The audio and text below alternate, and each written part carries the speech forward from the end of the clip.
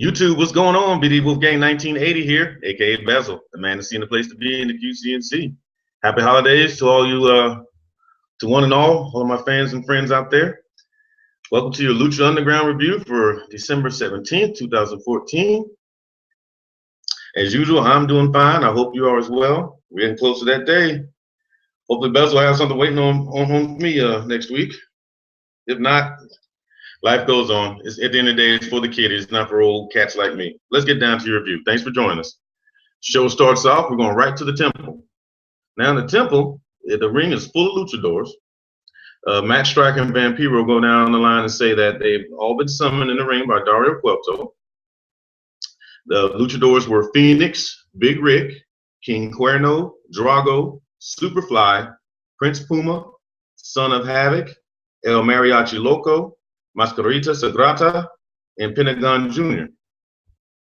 Okay, Dario's music hits. He comes on out. He's in shades. If you remember that beating he took last week, he had a big black guy he was trying to hide. He comes out and says he invited the luchadors to the ring to participate in a 10-way match right here, right now. Not to worry. There'll be another match with another 10 luchadors later on, and that'll be a different set of rules. He says the winner will get something more valuable than money. Now ring the bell. All right, okay. So right from the get-go, we're starting off the show. Not even 2 minutes into it, we got some big-time action. Some of these other promotions can take a lesson and learn from that. You don't have to talk all day. Just set up the match. Let's rock and roll. All righty. 10-way match. Right from the beginning, everyone seemed to have the bullseye on Big Rick. They all kind of came around him and tried to pummel him down a la Big Show. You kind of see that happen to Big Show a lot on Royal Rumbles. But and just like the Big Show, Rick overpowers everyone and pushes them all to the side. And as this heap of manhood disappears, there's little old Mascarita Sagrada punching away into the stomach of Big Rick to no avail. Nice little comedy spot here. Big Rick just, throws him down like a fly out of the way. But from there, it doesn't end. They do a couple more comedy spots where Mascarita takes the boots to Big Rick, but once again, just to no avail.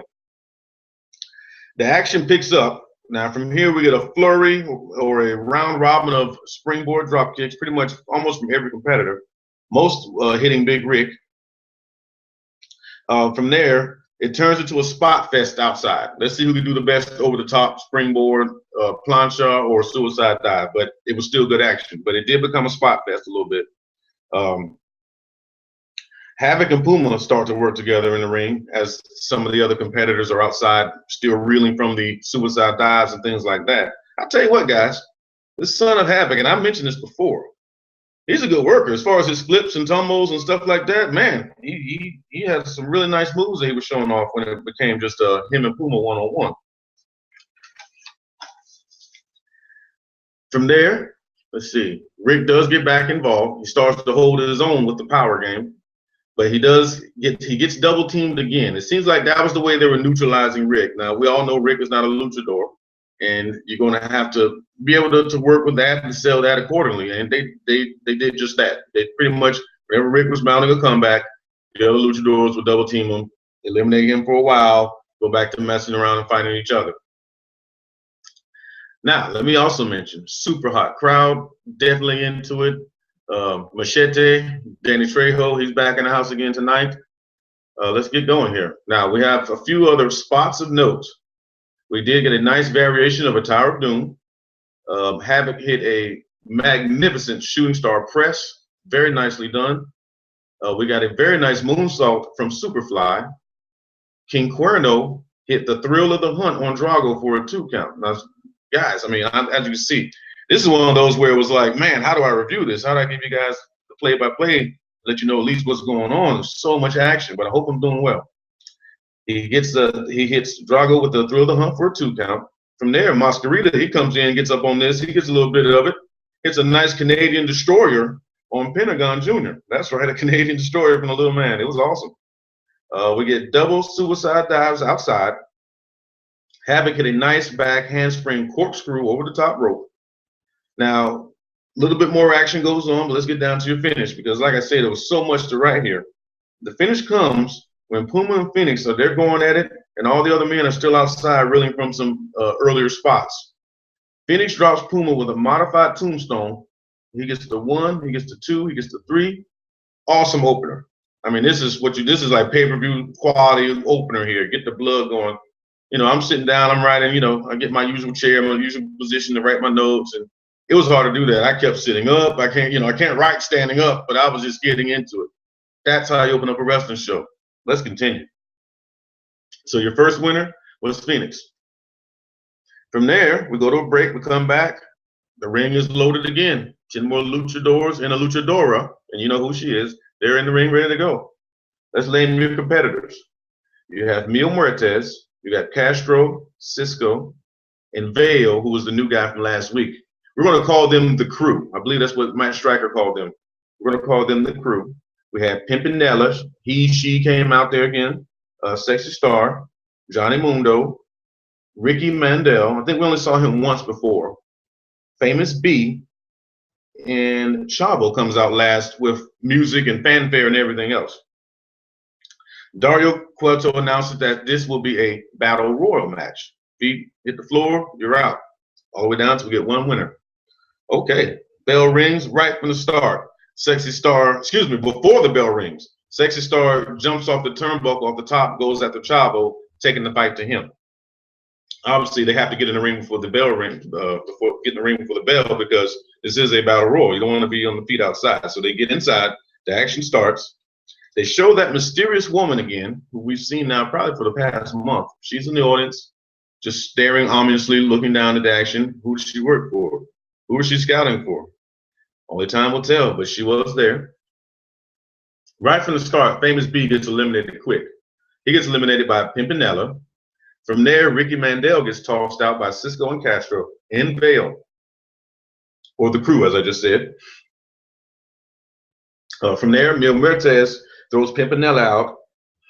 He goes after Chavo, but Sexy Star pushes him out of the way and is like, Chavo is mine. So even she's not intimidated by Big Mil Muertes. Pushes him out of the way, takes on Chavo herself. But unfortunately, she does pay the price after some mean manhandling, even some hair pulling from Chavo. Star gets eliminated. From there, the Crew goes after Mundo, throwing him over, but Mundo does a Shawn Michaels impersonation. He holds onto the ropes, feet just dangling above the floor, skinning the cat, as they used to call it back in the day. From there, Mundo takes a baseball slide, and as he falls back completely head first, he catches himself with his feet. The toes of his boots catch under the bottom rope, and he holds himself up. Once again, nice, cool spot. Not sure if Shawn Michaels did that before. I'm sure somebody has somewhere. Comment down below. Who's done that spot over in the big promotion, guys? Refresh your buddy Bezell's memory. Let's see. Oh, yeah. Catches himself with his feet. From there, Mundo eliminates Cisco. Now, Castro, who was trying to avenge his partner, he gets thrown out by Chavo. Vale eats a vicious spear from Mil Muertes before he gets eliminated by Mil. From there, we just have left Mundo, Chavo, and Mil Muertes. At this point, now we're getting some wrestling. Things have calmed down. There's only 3 competitors left in the ring. You know, we can get some wrestling going on. We can get a little bit of chain moves. We can get some spots, you know, not so much, frantic action. So at this point, we get wrestling. Katrina does interfere by grabbing Mundo's boots when Mundo was coming off of an Irish whip, just distracting him ever so slightly. Mundo causes Chavo to land on the top rope. As Chavo is trying to be slick, climbing up the top rope, Mundo catches him off guard. Chavo loses his balance. He falls on that top rope in the worst way that all of my male brethren out there can fall on a rope. So you know what happened to him on that. He's reeling from that. And from there, Mundo gives him a big-time kick in the head. He falls over the top rope. We're down to 2. Johnny Mundo versus the killer Mil Muertes. Let's get down to it. Right from the go. Both men are going toe-to-toe. Muertes does hit the spear on Mundo. From there, he picks up a stunned and dazed Mundo and goes for a front-face suplex to just let him go over the top of the rope. But Mundo does counter. From there, Mundo hits Mil with a nice leg lariat, as only Mundo can do. Mundo gets Muertes up to eliminate him. Mil counters. Both men are on the apron. Now, here's where things got a little fun and a little scary. Both men are on the apron. We're battling back and forth. Punch, kick, punch, kick. I even wrote on the notes, someone's getting ready to fall. I mean, it's, it's getting ready to happen. Here comes your finish. But no, not yet. The fight goes right back inside. Mundo hits the fin de mundo, the end of the world, his finisher. But Muertes lifted up his knees just enough to break the fall, to counter the move, hurting Mundo's legs. Mundo gets up selling a leg injury. Muertes hits Mundo with a running clothesline right over that top rope. Boom, bam, boom. Your first winner of the 10-way match, Mil Muertes.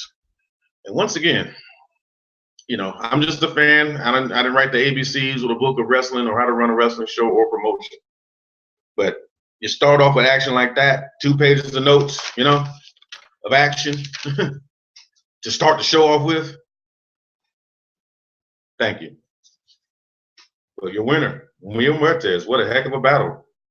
So we know who one winner is. Let's get down to, no, excuse me. We know now it's Phoenix and Mil Muertes were your winners. Man, action's going so fast. I forget where I'm at, guys. Sorry about that. So from there, we come back from a break. Phoenix and Mil Muertes are waiting in the ring. Dario's music hits. And here's where we have a problem. Some of y'all, I wonder did y'all notice this as well. And if you haven't watched it yet, wait till you watch it, come back here and comment. But we're hearing that he's got a major announcement to make. And right in the corner of the screen where it says El Rey Network, they put a watermark that says, January 7th, a new champion will be crowned. Now, I'm sitting there thinking to myself, they can't be that dumb. Mistakes happen, but this show is not live. How did this make it past, production, editing, whatever you want to call it? And sure enough, when Dario comes out that door, when that music hits, he was holding a championship belt. Guys, now, come on. It's pro wrestling. But yeah, you know what? Let me stop right here for just a minute. Yes, it's pro wrestling. And yes, surprises in pro wrestling used to go together, like peanut butter and jelly. But surprises are just getting a little too few and far between. We live in an internet age. No one wants to wait. Spoilers are everywhere. So in my mind, I was actually just asking myself before I saw this episode, man, are they ever going to have a champion? How are they going to work that out? And, and then when they said the major announcement, then we had 2 matches like this, setting up tournaments. I'm sitting there thinking, man, maybe this could be the chance where, maybe they'll announce a belt. Maybe they'll announce something like that. And sure enough, they do. And they spoil it by they spoil it themselves. So come on, Lucha Underground. You got to do better than that. But it didn't ruin it for me because at the end of the day, Dario did come out with the belt, hidden. He didn't let us see the plates. Finally, he does show it to the crowd. Not my initial impression of it, nothing super fancy. It did have that traditional, like back in the day when I was growing up, when we used to watch the AAA versus the NWA matches. It had that, I don't want to say it had a Mexican look to it, but it had that traditional luchador, Mexican luchador promotion look. At least it's from what I'm familiar with. So I'm definitely not saying that to pigeonhole it or stereotype it. I'm just saying that's the look it had. They have a different type of look to their titles. And it had a nice proper look, had a nice gold plate in the front. It had Aztec symbols and maybe some Mayan symbols, things of that nature on the sides.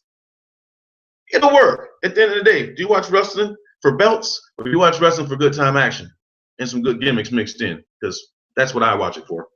So the belt, it's inconsequential to me. I don't care. But it's nice that we're going to have a champion here on Lucha Underground. From there, he says that Mil, Phoenix, you still have one more match. That's right. You're not done yet. You have one more match. Tonight, the winner of this match will be the last entrant into the championship tournament or championship match, which he's calling Aztec Warfare. All right. The loser of this match will be entrant number 1. So right from the get-go, we pretty much understand that this Aztec Warfare is basically going to be Lucha Underground's Royal Rumble. They're going to be 20 luchadors. They're going to be coming in, I guess, at timed intervals. And we already know the winner of this match will be the last entrant, and the loser will be the first. So here we go. Right from the bell, Mil takes the fight to Phoenix. Both men look a little tired, but that's to be expected, but they fight on. Phoenix does that crazy corkscrew over the top to Mil outside. Now the ref counts to 9 before both men can even make it back into the ring. Mill hits the spear, and then Katrina even gets a shot or two in as well. Muertes stays in control with a nice DDT and a running power slam that would have made the British Bulldog proud. Let me tell you. Phoenix does hit a backspring elbow, nicely done as usual, but it's going to take more than that to take down Mill. It goes for another backspring, this time going into a cutter or a Stone Cold Stunner, whatever you want to call it. Very nice spot. But Phoenix got a little bit too fancy, guys. It goes up to the top rope again to, I don't know if he was going for a missile drop kick or maybe, I think he was going for a crossbody. But he gets dropped by a well-timed right hand from Mil Muertes on the way down. From there, Muertes makes quick work. Picks up Phoenix by the throat, puts him in the flatliner. We get a 1, we get a 2, we get a 3. Folks, the undefeated Mil Muertes remains just that, undefeated. And now he's going to be the last entrant in the Aztec Warfare. You guys smell a champion coming? Or maybe it'll be Phoenix. Maybe they'll show Phoenix is the against all odds babyface. Maybe it won't be either one of these men. I'm intrigued. I hope you are too. I hate we got to wait another 3-4 weeks, but well, about 3 weeks, yeah. I hate we have to wait that long, but it'll be worth the wait. But we're not done yet. As the credits start to roll, we see Dario in the hallway holding that belt, admiring it. You know, this is power. The gold in this belt is from the 7 tribes. It's from each of the 7 tribes. Whoever has this belt has power. This belt is powerful. And whoever he was talking to, I don't know if he was implying he was talking to another luchador or if he was implying he was talking to the cameraman, but he says that I cannot even let you touch it. And that's how the show ended. Super fun. Super easy. I know I'm like a broken record with you guys on this, but until they prove otherwise, until I have a show where I have to say, guys, this was rough or this was a chore, count your blessings. I enjoyed it. I hope you did too. I'm still excited. I might go back in here. It's you know, and some of you reviewers out there that watch these shows, hey, we appreciate every review around here. Well, at the end of the day, we're just giving opinions.